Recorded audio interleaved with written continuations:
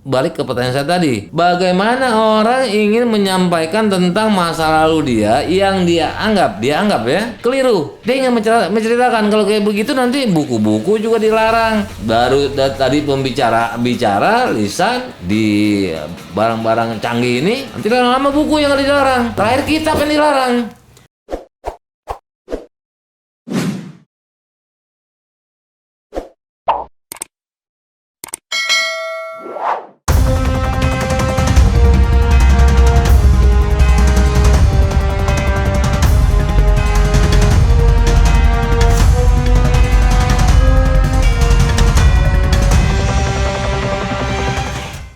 Teori Machiavellisme, jangan menjauh begini aja.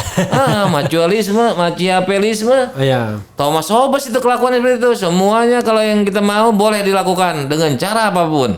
Manusia bagaikan serigala bagi manusia lainnya. Itu homo homini lupus. Homo homini lupus, Thomas Hobbes. Kayak begitu kan? Iya. Artinya cuma kecuali kelompoknya. Walaupun akhirnya antara kelompok juga kalau udah mereka semua pecah juga, yang rugi siapa? Tanah air, bangsa, negara. Jadi ini dari sudut daripada ilmu dakwah memang harus menyampaikan tentang hak dan batil. Tapi begini, Bung DHL ya, kadang-kadang serba dilematis menurut saya kalau kita misalnya dalam kasus Ustadz Yahya Waloni misalnya, dan dalam kasus Muhammad Kece. Kita ini kan karena ini ya, Sobat Era ya, ini ilmiah ya. Dalam kasus Muhammad Kece tiba-tiba serempak katakanlah kelompok-kelompok kanan ini mengatakan wah dia menista. Oke. Tokoh-tokoh Islam ya, lawyer-lawyer Islam, mungkin tokoh-tokoh agama pergerakan Islam. Wah, dia menghina. Langsung ditangkap. Ya kan? Wah, tangkap.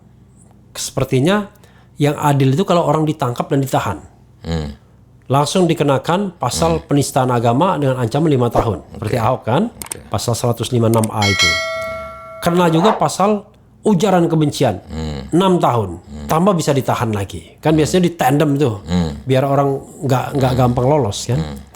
Tiba-tiba ada desakan, wah kalau gitu Ustadz Waloni juga dong.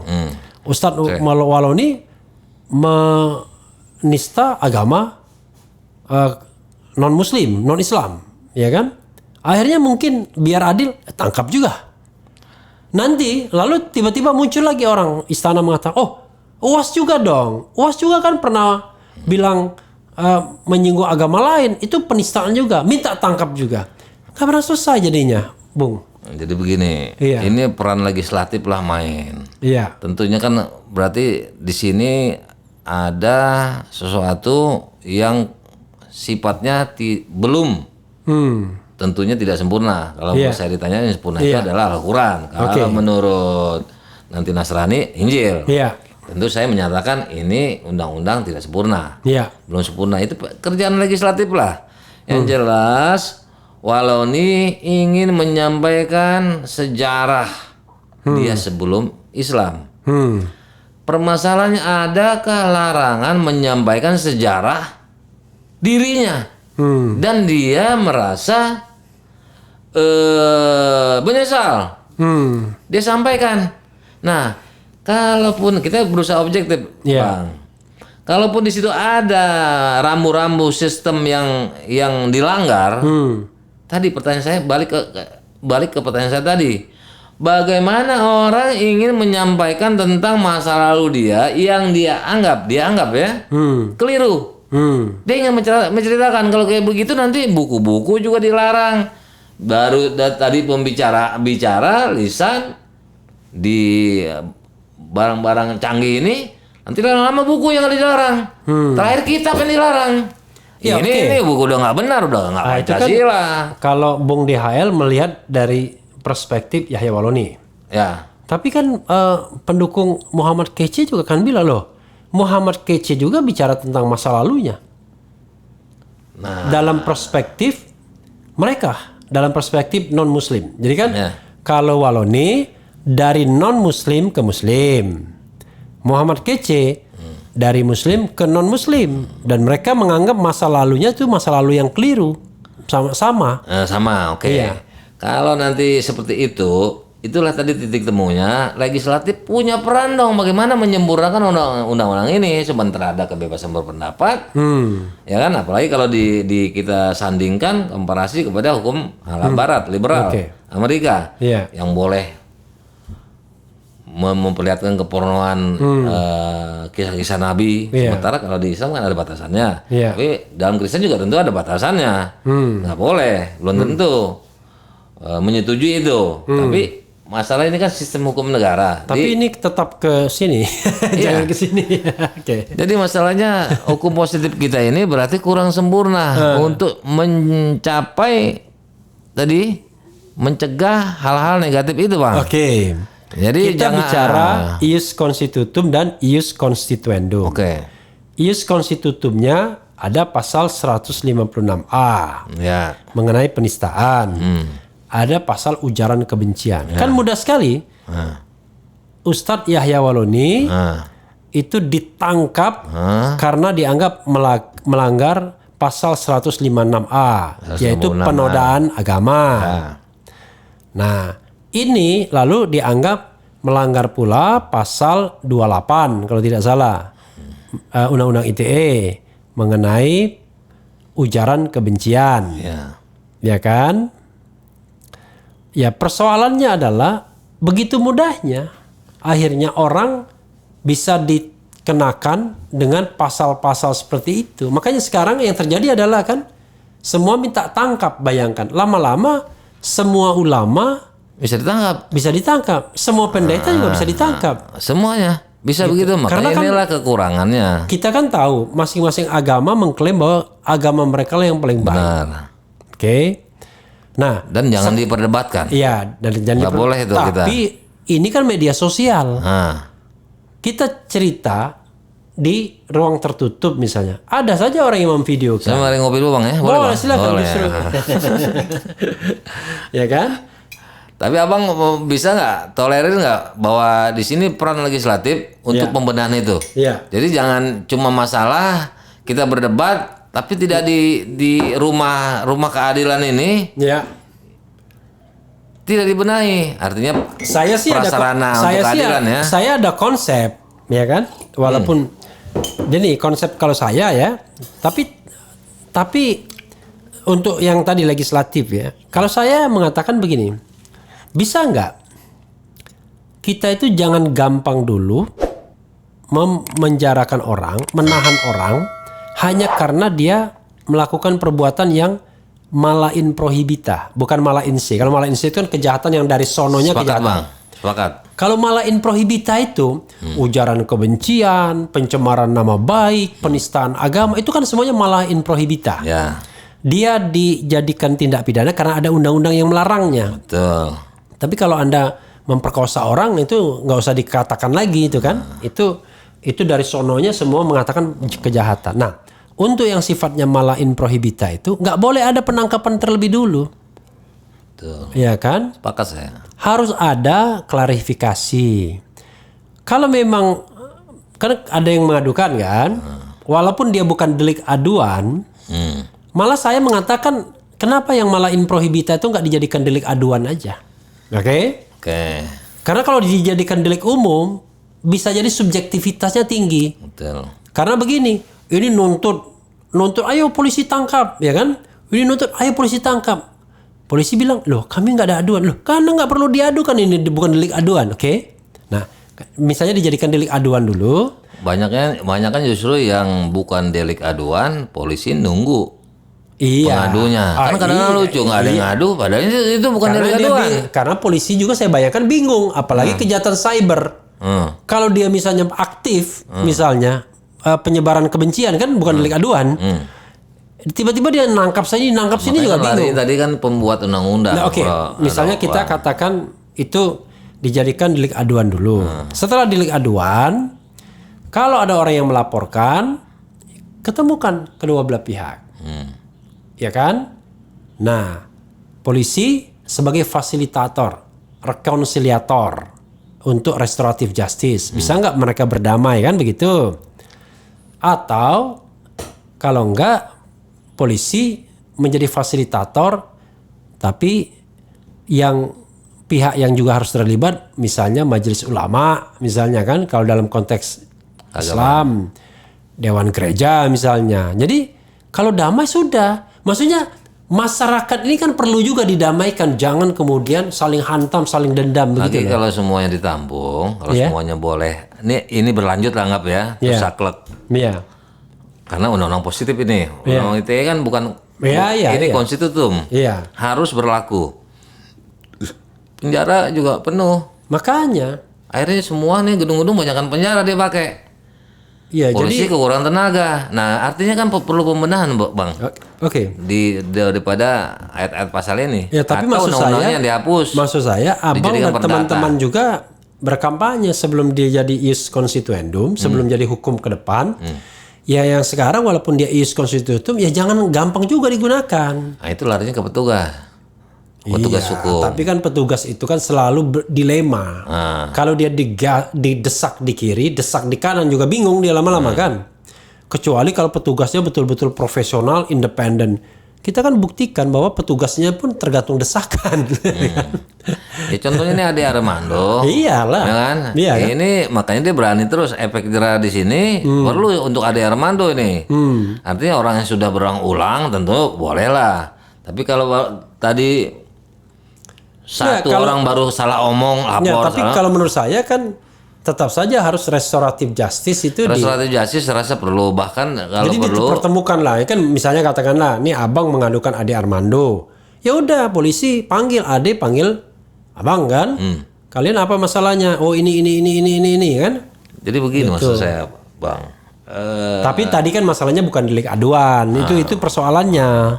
Makanya saya bilang ke depan harus dijadikan delik aduan sehingga ada pihak bahkan saya senangnya, maaf Bang ya, ini lebih daripada restoratif justice nih. Iya.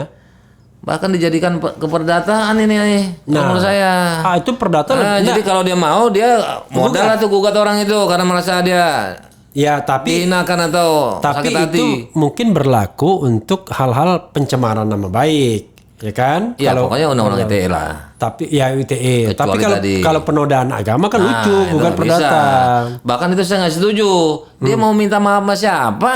Emang agamanya punya orang Muslim ini? Makanya. Punya Muslim Indonesia. Makanya. Secara garis besar lagi. Kalau dibesarkan lagi punya Malaysia Indonesia, bukan dunia. Jadi dia minta dimaafkan kepada siapa? Nah ini kan buktinya Soekarnowati datang ke MUI dimaafkan.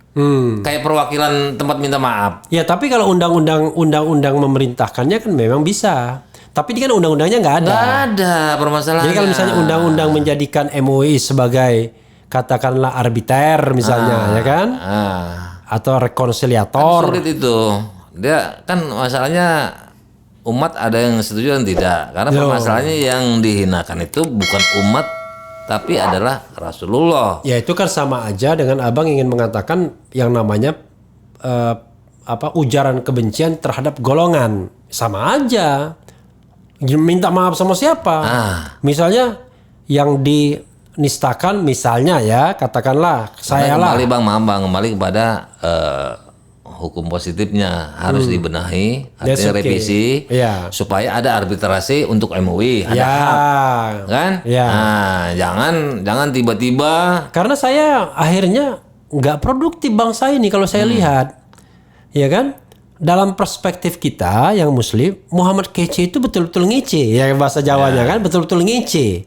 Jadi kece itu dalam hal ini bukan kece parlente, tapi ngece dalam bahasa Jawa itu ya. Ngolong, ya kan? Tapi yang dikatakan Muhammad Yahya Waloni dalam perspektif non Muslim ya juga menghina juga. Ya, yang dikatakan UAS dalam perspektif Kristen atau non Muslim menghina juga. Kan jadi subjektif kan? Kita selalu akan mengatakan kita akan stand di UAS, stand di Waloni. Oh enggak. Dia sedang menjalankan perintah agamanya. Lalu ini juga bilang dia sedang menjalankan perintah agamanya juga bahwa yang namanya agama yang terbaik itu adalah agama mereka.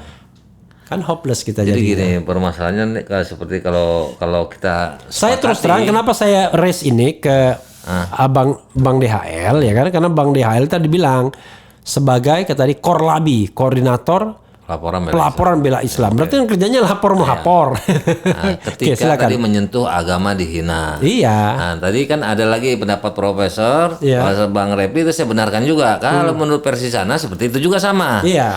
Nah, permasalahannya undang-undang ini menyatakan kedua-duanya itu boleh untuk melakukan lapor-melapor. Kalau kita bicara, nah, berarti kan kita sama juga menyalahkan undang-undangnya. Sebenarnya undang-undang itu kan tidak delik aduan itu. Ya, artinya undang itu delik umum. Kekurangan lengkapan daripada pengaturan tentang materi delik umum, delik biasa atau delik aduan, itu kan berarti larinya kan ke pasal-pasal ini. Nah, jadi di sini perlu kerja keras. Ya makanya legislatif instead of langsung datang ke polisi, harus ada upaya rekonsiliasi. Lebih dulu. Iya. Artinya ketika ada satu nggak mau, Bro, Bang, baru kan otomatis itu kan tetap harus naik. Iya. Nah, alasannya bertahannya untuk supaya naik, bahkan mau. Bahkan menurut saya, tadi. Bahkan menurut saya nggak usah pidana. Perdata aja. Itu maksud saya tadi ke situ, Bro. Perdata aja. Jadi misalnya, ya kan? Kalau dia tidak mau minta maaf, ya ada kelompok yang menggugatnya secara perdata. Betul. Tapi uangnya tidak boleh untuk mereka, untuk Baitul Mal, misalnya. Jadi begini, kalau misalnya kalau gugatannya itu berhasil kan, misalnya gitu. Nah, itu kan berarti pengembangan masukan Abang selaku profesor akademisi kepada dewan tuh. Iya. Jadi makanya saya bilang kalau ide saya tadi dijadikan banyak pasal-pasal tersebut lebih baik dijadikan dimutasi, diadopsi menjadi pasal perdata. Nah, di sini kan peran DPR dan eksekutif tentunya. Nah, jangan lupa mereka ngundang orang-orang yang seperti profesor dengan berapa menit ini udah banyak masukan yang positif. Jangan lupa undang-undang juga aktivis. Jangan lupa ini tiba-tiba kayak ombudsman tiba-tiba jadi, iya kan? Pasalnya sekian dengan waktu singkat bisa jadi. Bahkan kabarnya kalau jadi tanggal sekian dapat hadiah sekian. Berlomba-lomba asal aja. Kalau omnibus law itu karena memang ada hidden agendanya, ya kan? Dan kita paham tuh. Ya, kita paham itu. Banyak hidden agendanya, ya kan? Nah, tapi ini kan kita bagaimana membuat biar antar masyarakat ini tidak berkelahi terus, apalagi akhirnya agak fatal. Fatalnya begini, pendukung Jokowi, ya kan, misu-misu maki-maki Yahya Waloni, tapi tidak marah sama Muhammad Kece. Lucu ya. Sebaliknya gitu juga ya. Pengkritik Jokowi misu-misu sama Muhammad Kece tidak marah sama Yahya Waloni. Jadi makanya aturannya gitu. Harus jelas di situ, kita aturan kembali lagi ke legislatif. Gitu. Kalau saya terus terang saja tidak setuju bahwa ada pasal-pasal tentang penodaan itu yang langsung bisa dipolisikan, dipidanakan. Pasal penodaan boleh tetap ujar ada. Kebencian ya. Enggak, penodaan. Karena ujaran kebencian saya lebih nggak setuju lagi. Kan ITE.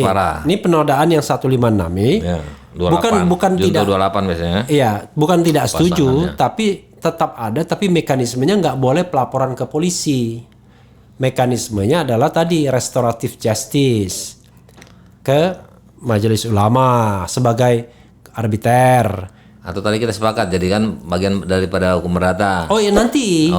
Jangan harus pekebat jangan gugat dulu. Misalnya katakanlah ada umat Islam yang merasa dilecehkan, dinodai agamanya. Dia melaporkan orang yang menodakan itu kan. Nah, orang yang menodakan itu ya tentu untuk menemukan dia kan bisa saja lari dia kan. Betul. Bantuan pihak kepolisian is okay. Misalnya dipanggil dulu lah secara layak kan. Kalau misalnya dia ketemu lalu difasilitasi oleh MUI. MUI memberikan dia bukan bersifat arbiter ya, tapi dia mudah-mudahan bermanfaat bukan sama saya ini loh. Iya, dia bersifat menemukan. Jadi kan dia kan ada arbitrase, ada rekonsiliasi ya kan. Nah, dia mereconcile. Kalau gagal misalnya, ya silakan pihak ini menggugat secara perdata. Misalnya. Walaupun media-mediasi itu juga ketika masuk ke pengadilan negeri perdata, Oh, itu enggak. ada kesempatan. Enggak. Nah, Jadi artinya model seperti itu memang udah ada juga hukum kita. iya, tapi maksud saya ini benar-benar pidana, masih- iya, masih jadi pidana. ini mediasi itu mandatori. Jadi tidak perspektifnya pidana, pidananya dihilangkan. Jadi mediasinya mandatori. Nih. Jadi malah in se itu yang baru dipidanakan, tapi malah in prohibita mediasi. Kalau gagal mediasi, silakan Baru Anda lanjut. menggugat secara perdata, sehingga orang ada efek jerah juga. Kalau disuruh bayar ganti rugi kan lama-lama pusing juga kepala dia. Bayar pengacara kan mahal. Makanya, Walaupun dia nggak. iya, gitu. Apalagi kemudian dihukum untuk membayar ganti rugi. Nah, kalau tidak mau, ya ganti hukuman kurungan baru kan, kira-kira begitu. Jadi ini masukan abang selaku profesor, selaku akademisi, bukan bermanfaat untuk saya aja nih. Kalau nanti di viral di share ini anggota dewan harus ambil ilmunya nih dari punya abang ini nih. Masukan Iya. Jadi karena saya agak merasa apa ya? Kok jadi ini bingung. Kita mau menegakkan demokrasi. Nah, jadi membedakan demokrasi ala barat yang tidak Pancasila, sila ke-1 itu di sininya. Kalau di sana kan nggak peduli. Mau Tuhannya dikasih digambar bajak laut atau nanti apa kalau kebebasan. sampai menyerempet ke situ, Ya. Prof. Ini kan hampir sama juga Panggil sebetulnya. Bang. Bang Repli. Kadang-kadang saya ini terkesima sama profesornya. Saya merasa dosen saya itu profesor. Pokoknya Jadi siapapun saya- dosen profesor, walaupun belum maksudnya profesor. Dosen saya banyak profesor atau doktor. Jadi ketika saya ketemu orang yang derajatnya seperti itu, saya lupa manggil abang. Itu maklumin tuh. Jadi Oke, bukannya ini. oke. Jadi gini, Bang. Kalau bicara tadi kan tujuannya musyawarah juga. Iya. Ya, restoratif justice Dan itu Pancasilais banget musyawarah Tuh, mufakat. saya pengen nyampaikan ini di luar itu. Iya. Itu adalah bagian daripada musyawarah. Mohon maaf kalau saya sampaikan, bahkan pembunuhan pun dalam Islam, Iya. Bisa. ya kan? Iya. Apa yang nggak bisa? Iya. Kan seperti itu. Iya. Cuma jelas hukumnya. Iya. Faktor pemaaf, ikan pencabut, mufakat adalah pada keluarganya. Profesor kan mau menyampaikan seperti itu. Ada badan khusus, Iya. ya kan? Iya. MUI boleh, tapi dikasih kewenangannya untuk ini. Bukan tiba-tiba datang sehingga orang banyak kapan saya dikasih izin sama umat Islam. Iya. Tapi kalau sudah ada ketentuannya, Iya. jelas regulasinya, tentu bisa terima. Kan ada rancangan undang-undang, Iya. ya kan? Dan sebelumnya tadi undang profesor Bahkan sebenarnya ya. Bang Repli, mengundang profesor yang lain. Jangan mentang-mentang dia berseberangan nggak diundang, padahal ilmunya lebih pintar. Bahkan sebenarnya kalau kita mau misalnya mengadopsi ilmu agama misalnya ya. Kenapa untuk umat Islam misal ya kan? Wah, diberikan kesempatan dulu menerapkan hukum agamanya. Misal, ya kan? Bisa juga kan? Dan belum pernah dicoba sejak UUD 45 Merdeka. Ya. Ada juga di Undang-Undang Perkawinan. Ya. Hibah wasiat. Tapi kalau Artinya juga, kalau begitu, wah, ini kita mau wah ini nanti keliru kita ya. lain lagi. Padahal kita mau bicara objektif. Ya, ini Kita, kan kita ikuti mengenai musyawarah mufakat dalam Islam juga ada. Ya. Kalau memang masuk akal sama yang tidak pernah dengar atau tidak suka, ya. itu berarti kan dia membohongi dirinya sendiri. Padahal itu bagus. Padahal sebenarnya di adat-adat tertentu itu di musyawarah mufakat juga. Mereka berdamai. Justru damai itu jauh dianggap lebih adil. Ya seperti di Papua misalnya kasus pembunuhan. Instead of dibawa ke pengadilan, keluarga masih dendam. Tapi ketika mereka berdamai, potong babi, ya kan? Lalu anak yang bapaknya dibunuh itu dipelihara. Itu malah bisa mendamaikan. Gitu. Itu kan bagian bisa menjadi hukum nasional. Iya. Asalnya hukum adat. Yang baik-baik kan bisa diambil. Toh kebaikan itu tadi, kalau kita persepsikan dari hukum Islam, pola, bentuk, metode perdamaian dia seperti itu. Jadi sebetulnya sama aja. Iya. Boleh menjadi hukum, umpamanya hukum adat berlaku, adat pidana ya. Dia alternatif. Alternatif. Jadi misalnya ketika orang katakan ada peristiwa pembunuhan, misalnya ya, maka karena dia sesama muslim, alternatif dulu penerapan hukum agama mereka, yaitu apakah ahli waris mau memaafkan atau tidak. Ya kan? Lalu kalau memaafkan, berapa yang dia minta? Ya kan memang haknya ahli waris kan, misalnya kan? Ini kan antara kita kan berusaha objektif. Iya, iya. Sekarang ada lagi belum apa-apa ini.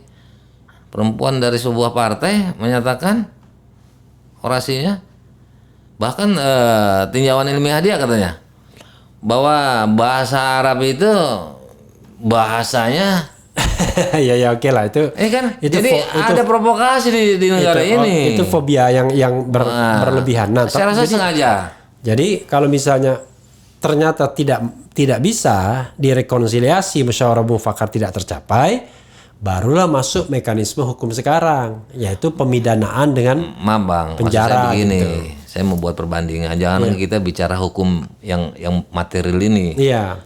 Ya kan? Baru bahasanya aja udah disalahkan, bagaimana kita mau mengupas dalam. Enggak ini juga. Karena kalau kita bicara tentang perjuangan yang benar on the right track, itu sama seperti orang pakai jilbab.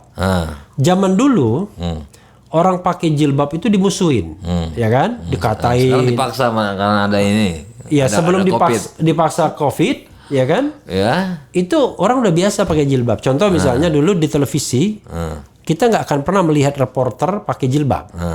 Tapi sekarang umum banget, ya kan? Ini. Jadi kan shifting, yang namanya bergerak terus menerus kan. Jadi evolusi. Iya, adalah nilai-nilainya. Dulu juga waktu peradilan agama kan kontroversial kan? Ketika undang-undang peradilan agama mau di launching, ribut kan orang, wah ini diskriminasi dan lain sebagainya. Padahal maksudnya ini untuk mereka yang beragama Islam saja. Ya kan? Gitu. Ya kan. Nah, nanti pidananya juga gitu untuk orang yang beragama Islam. Karena jauh lebih gampang negara. Orang dia sudah memaafkan, ngapain kita hukum lagi? Kan kira-kira begitu. Toh yang punya hak adalah ahli waris. Gitu. Asal tadi genuine. Ya kan? Tidak ada upaya pemaksaan, ya kan? Jadi penegak hukum bersifat sebagai katakanlah mediator gitu-gitu. Atau mungkin begini, Bang Repli. Dengan catatan ya tidak boleh yang main namanya kalau sekolah suap menyuap itu dimanapun itu terjadi, di mekanisme dimanapun kan. Atau begini Bang, dikemas itu bukan asalnya dari Islam, tapi bunyinya seperti itu, seperti musyawarah. Kita nggak perlu tunjuk ayat ini. Oh enggak dong, kalau diperlakukan untuk nasional dia jadi hukum nasional itu. Nah, kan jadi hukum nasional. Oh iya. Artinya begini. Itu dia seperti tentang hukum tentang pengadilan agama. Kan kita nggak bilang itu bahwa itu hukum Islam, tapi itu sudah jadi hukum nasional. Misalnya cuma ada asalnya dari mana, yang penting kan isinya itu memuaskan. Iya, undang-undang haji, undang-undang zakat, itu kan hukum Islam. Hukum yang beragama untuk orang beragama Islam. Tapi bukan hukum Islam, dia udah jadi hukum nasional. Udah menjadi hukum nasional, artinya sumbernya. Iya. Kalau ini kan kita belum coba. Ini yang ada sampai sekarang. Bahkan hukum acara perdata pun masih pakai HIR. Ya. RIB. Begitu peninggalan Belanda. Kecuali HIR yang pidananya kan sudah jadi KUHAP. Iya. Ya kan? Artinya kan kita belum coba yang bagus ini. Ternyata usul-usul yang ini kan bagus. Kita nggak perlu lihat sumbernya. Kadang-kadang ini provokator melihat sumber itu kan hukum ini, bukan melihat bahwa kebaikan daripada kemaslahatan hukum ini untuk bangsa ini bagus. Padahal hukum pidana di Irian pun kita boleh terima tadi. Tapi kan kalau di Irian soal potong babi kita jadi hukum nasional untuk orang Jakarta, untuk Jawa Barat kan nggak cocok. Makanya untuk di sana itu boleh.